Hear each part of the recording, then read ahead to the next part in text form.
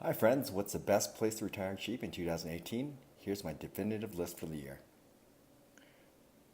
Here we go, in order. Number 8, Cebu, Philippines. Beautiful forts, old architecture, mountains and beaches. What's not to love about Cebu? Also, Cebu speaks English. They have great food, a mix of traditional and Western, can be found here in low price. The biggest problem with Cebu, and why it ranked only number 8 on this year's list, heat. It is hot, hot, hot. Also spotty Wi-Fi and roosters. I never realized how much I hated roosters until I got here. Why are roosters a big con? They still have cockfighting here, so you're going to hear a lot of roosters all the time. One of the best things about Cebu, though, the beaches. This would rank high for you if you love beaches. And don't forget, all of these countries do have an in-depth summary on bestcountries-to-retire-cheap.com.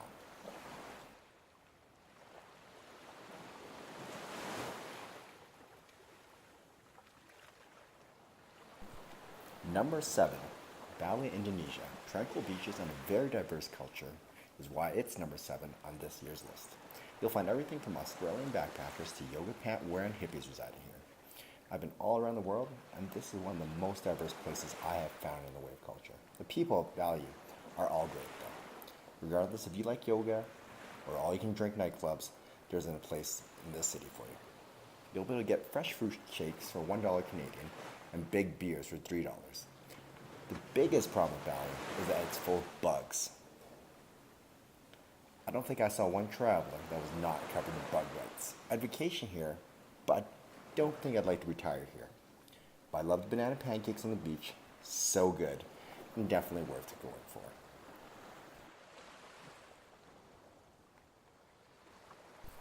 Number 6 on the list, Quito, Ecuador. Quito is one of the cities you'll definitely visit in Ecuador. The reason you'll visit is that it's an airport hub and it's close to the Amazon. Would I retire there? Yes, but it's not as good as its sister city, Cuenca. While Quito has several things going for it, like Uber and more buses going to different parts of the country, it's not quite perfect. Giant hills make walking around difficult. And while I'd recommend coming here, it's still in the top 10 in the world. Its neighbor Cuenca is just better for retirees.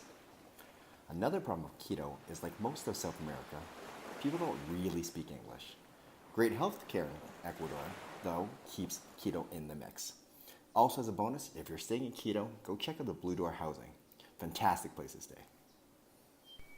Number 5 on the list, Chiang Mai, Thailand. Founded in 1296, this northern town in Thailand is a quiet place compared to Bangkok. The old town here is amazing, picturesque with temples and a feeling of peace. It doesn't feel like a big tourist trap like Bangkok does. Saying that, there are some reasons it's ranked number 5. No transit. The city has no good bus/transit/taxi. You'll be taking jeepneys everywhere. Those little tiny red bus things, they're awful. Recently did get Grab, but cars are still relatively rare. Number 4 on my list, Saigon, Vietnam. Saigon is a great place to retire cheap because of the combination of great food and culture. Believe me, there's a lot more about this on bestcountries-to-retire-cheap.com. Food. Let me tell you about banh mi's. Banh mi is my go-to food in Vietnam. Even if I never retire in Saigon, I'll need to fly back at least once a year to eat some banh mi.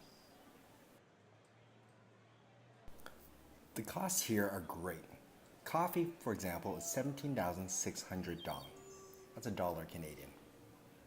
I've tried to give up smoking, but it's hard, so I'll usually have a smoke of my morning coffee. Cigarettes are 25,500 dong, or $1.50 Canadian pack. Gym is 260,000 dong, or $15 Canadian a month. Vietnamese sub, aka banh mi, aka deliciousness, is 15,000 dong, or 1 Canadian. The funny thing about banh mi's is that there are several stands all around my apartment. All the banh mi's are slightly different, but they are all uniformly 15,000 dong. My apartment was 4.4 million dong, or 250 Canadian a month. This included high-speed internet, 43 megabytes per second, a maid once per week, power, water, etc. I did share this with 2 other people though. And oh, one last thing. A bowl of pho is 40,000 dong in Vietnam, or $2 Canadian.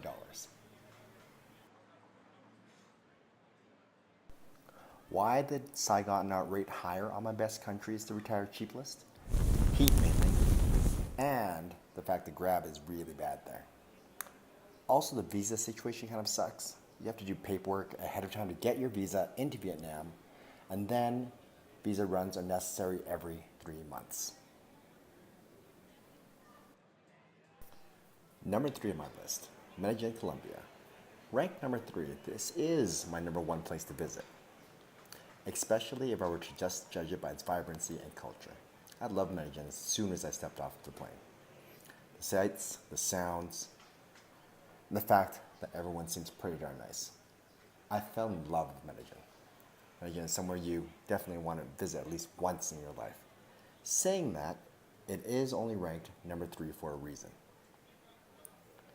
Its lively culture also includes drugs, thieves, and assaults. Every person I knew had either been mugged, robbed, or pickpocketed. Or personally knew someone who had been.